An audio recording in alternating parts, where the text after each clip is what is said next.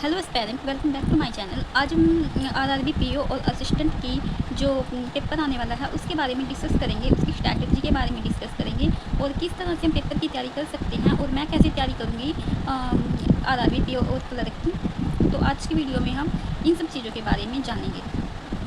तो स्टूडेंट जो RRB PO और असिस्टेंट का पेपर है ना, वो बहुत ही इजी आता है और जो असिस्टेंट और क्लर्क का पेपर है वो तो इससे भी इजी आता है। थोड़ा हार्ड लेवल होता है पीओ का और क्लर्क थोड़ा इजी ही होता है, तो इसे हम इजीली क्लियर भी कर सकते हैं।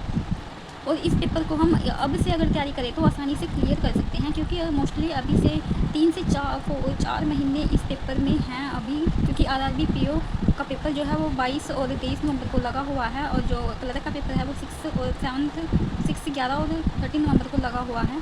तो हम कैसे इन 3 से 4 महीनों में अपनी तैयारी कर सकते हैं और इस पेपर को क्रैक कर सकते हैं, तो आज हम इस वीडियो में यही डिस्कस करेंगे। तो चलते हैं नेक्स्ट पार्ट पर। तो सबसे पहले देखिए, जो आरआरबी पीओ असिस्टेंट का पेपर होता है ना, उसमें जो वैकेंसी होती है ना वो स्टेट वाइज होती है। यानी कि अगर हमें हमारा ये पेपर क्रैक हो जाता है ना, तो इसमें हमें पोस्टिंग हमारे जो डिप्लॉयमेंट होता है, यानी कि हमारा जो डिस्ट्रिक्ट होता है हमें वहीं मिलती है, और या फिर हरियाणा में कहीं भी, इसलिए हमें पास ही अपने होम टाउन के पास ही ये पोस्टिंग देखने को मिलती है। नंबर जो सेकंड है वो अपॉर्चुनिटी है हिंदी स्टूडेंट के लिए, यानी कि जो एसबीआई पीओ का पेपर है, यूपीएस पीओ, उसमें इंग्लिश आती है और जो स्टूडेंट हैं हिंदी वाले होते हैं उनको प्रॉब्लम करती है ये बात। तो आरआरबी पीओ असिस्टेंट का जो पेपर है ना, इसमें हिंदी को भी शामिल किया गया है। और जो प्रीलिम्स का पेपर है उसमें तो इंग्लिश आती ही नहीं है और मेंस में हमें हिंदी या इंग्लिश में से एक ऑप्शन चूज़ करना पड़ता है। तो हम इस पेपर ये पेपर हमारे लिए इस तरह भी गुड हो सकता है। नंबर 3 है नो ग्रुप डिस्कशन, यानी कि जो जीडी वगैरह होता है इसमें कुछ नहीं होता है, ओनली बस प्रीलिम्स होता है, मेंस होता है और डन इंटरव्यू। ये 3 चीज़ें हमें देखने को मिलती हैं और वो भी आरआरबी पीओ में। असिस्टेंट में तो सिर्फ हमें प्री और मेंस ही देखने को मिलते हैं। तो जो आरआरबी पीओ का पेपर होता है ना, इसकी जो कट ऑफ है वो 80 में से 60 जाती है, यानी कि हमें 60 नंबर लेने पड़ते हैं प्रीलिम्स में इसे क्रैक करने के लिए, और उसके बाद हमें मेंस देने का मौका मिलता है।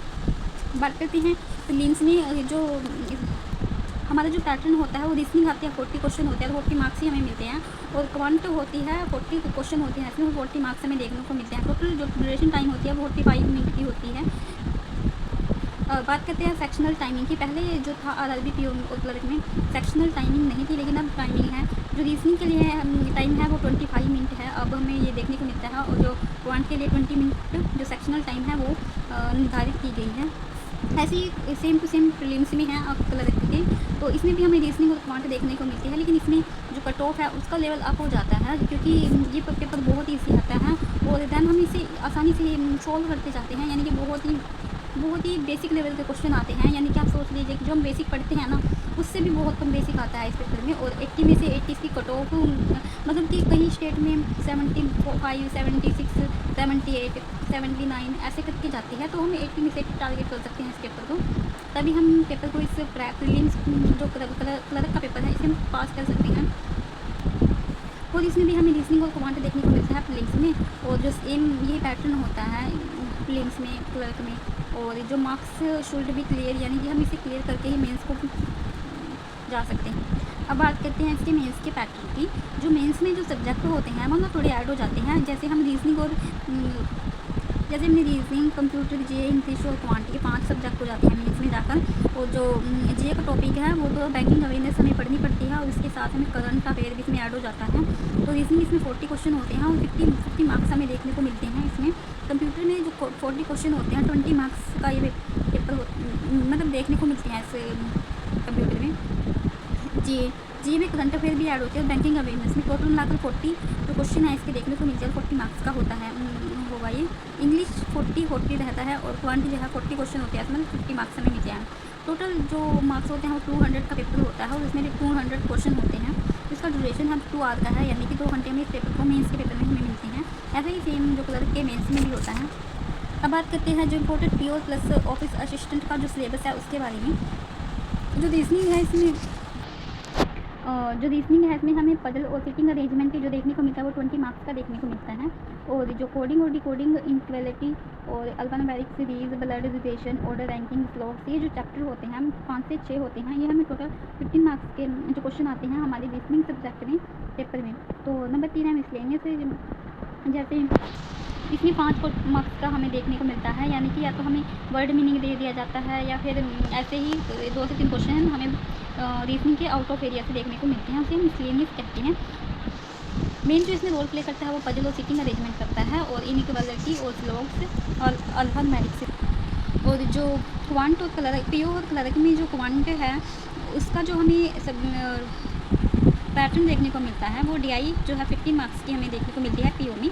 Number series quadratic equation simplification ये 10 to 15 मार्क्स का हमें पीओ में देखने को मिलता है। और पीओ में ना अप्रोक्सीमेशन आते हैं ज़्यादातर, सिंप्लीफिकेशन जो है वो क्लर्क में आते हैं।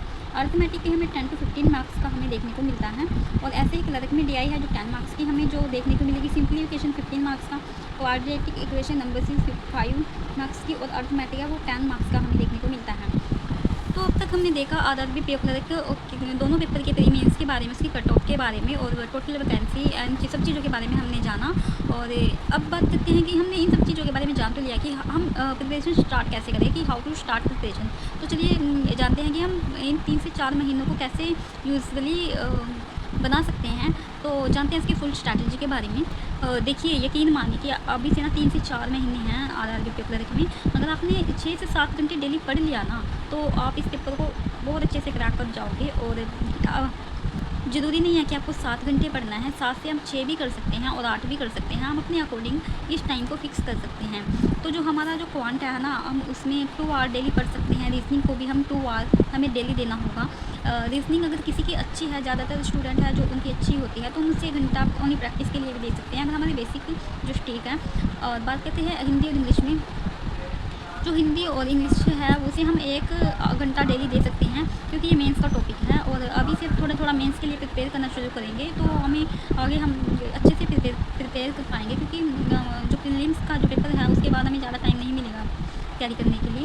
ऐसे ही हम जीए और कंप्यूटर को भी डेली 1 घंटा देंगे। और मॉक प्लस एनालिसिस ये तो बहुत ही ज़रूरी है, क्योंकि मॉक के बिना तो हमारा पेपर ही अधूरा है। और अभी से हम डेली 1 मॉक देंगे, डेली नहीं तो अल्टरनेटिव डे पर, यानी कि 1 दिन छोड़कर भी हमें मॉक देना चाहिए आरआरबी पीओ का या फिर क्लर्क का। दोनों में से हम किसी का भी मॉक दे सकते हैं। इससे हमें हमारी प्रिपरेशन के बारे में पता लगेगा, हम कितना वीक रह रहे हैं किस टॉपिक में, उसके बारे में हमें पता लगेगा। तो जो अब तो जुलाई तो ख़त्म हो गया है, तो अगर हम अपनी प्रिपरेशन को 1 अगस्त से स्टार्ट करें तो हम टारगेट कर सकते हैं। तो 80 to 90% जो सिलेबस है हमारा, हम उसे अगस्त के मंथ में कंप्लीट कर सकते हैं। यानी कि हम जो बेसिक हैं हम उसे पूरा मंथ दे सकते हैं अपने बेसिक को क्लियर करने में। और ये मंथ जो है डेडिकेटेड रहेगा बेसिक के लिए, यानी कि हम इस मंथ में अपने बेसिक को स्टॉप करेंगे। नेक्स्ट जो है वो सितंबर है। सितंबर में हम क्या करेंगे, इसमें हम थोड़ा प्री और मेंस की तैयारी साथ में करेंगे। यानी कि अगर हम 7 घंटे डेली पढ़ रहे हैं ना, तो उसमें से 5 घंटे प्रीलिम्स और 2 घंटे मेंस के लिए भी हम देंगे। इसमें हम टारगेट कर सकते हैं स्पीड को और एक्यूरेसी को इम्प्रूव करना, क्योंकि हमने बेसिक तो कर लिए हैं अगस्त में। और जो हम स्पीड प्रैक्टिस कर सकते हैं ओनली, हम देख सकते हैं कि हम कितनी क्वेश्चन को एक्यूरेटली कर पा रहे हैं, जिससे हमारा जो क्वेश्चन है वो रॉन्ग ना हो पेपर में जाके। क्योंकि इसमें जो कट ऑफ है वो हाई लेवल की जाती है, मतलब कि क्वेश्चन के अकॉर्डिंग भी और पेपर के अकॉर्डिंग भी इसमें कट ऑफ देखने को हमें मिलती है। डेली हमें एक सेक्शनल मॉक दे सकते हैं, जैसे क्वांट का एक सेक्शनल दे सकते हैं, रीजनिंग का भी एक सेक्शनल मॉक दे सकते हैं। हम यहाँ से सितंबर से हम जो कंप्यूटर को स्टार्ट करेंगे थोड़ा पढ़ना, यानी 30 मिनट हम कंप्यूटर को देंगे। और जो हमारे वीक टॉपिक होंगे उसको हम रिवाइज़ करेंगे ओनली। और ओनली इस मंथ में प्रैक्टिस एक्यूरेसी और डेली एक सेक्शनल मॉक ओनली, बस यही चलेगा। और हम थोड़ा बहुत मेंस के बारे में भी पढ़ेंगे। नेक्स्ट है अक्टूबर मंथ। तो अगस्त और सितंबर का तो हमें पता लग गया कि हमें क्या करना है। अक्टूबर में हम टारगेट कर सकते हैं एग्जाम लेवल के परफॉर्मेंस को, यानी कि मॉक को। हम इस मंथ में मॉक देंगे, यानी मॉक और उसका एनालिसिस करेंगे।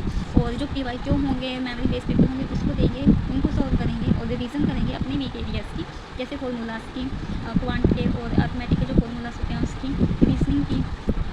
जो हमारा पेपर होगा ना वो नवंबर मंथ में होगा, 22 और 23 नवंबर को लगा हुआ आरआरबी पीओ का पेपर। तो डेली 1 मॉक, मतलब 1 नवंबर से देना स्टार्ट करेंगे। अल्टरनेटिव डे पर भी दे सकते हैं। और फार्मूला के लिए हम फार्मूला रिवीजन इस मंथ में डेली करेंगे। और एक ना यूट्यूब पर YT पर क्लास होती है नवनीत सर की, जो वायरल मैथ पढ़ाते हैं, उनकी जो 6 AM पर सुबह जो क्लास होती है आप उसे भी देख सकते हैं क्वांट के लिए, स्पीड के लिए। तो हम मेंस को 1 घंटा देंगे डेली नवंबर में और ओनली विक टॉपिक पर फोकस करेंगे। ज़्यादा से हम इसमें मॉक देंगे और हम एग्ज़ाम लेवल को देखेंगे कि हम अपने पेपर को कैसे अटैम्प्ट करेंगे और इस पेपर के को हम किस तरह से क्रैक कर सकते हैं। तो ये थी आज की आरआरबी पीओ और क्लर्क के लिए फुल प्रूफ स्ट्रैटेजी। अगर आपको ये वीडियो अच्छी लगी हो तो प्लीज़ इस वीडियो को शेयर कीजिएगा, चैनल को सब्सक्राइब कीजिएगा, वीडियो को लाइक कीजिएगा। मिलते हैं नेक्स्ट वीडियो में। Thank you.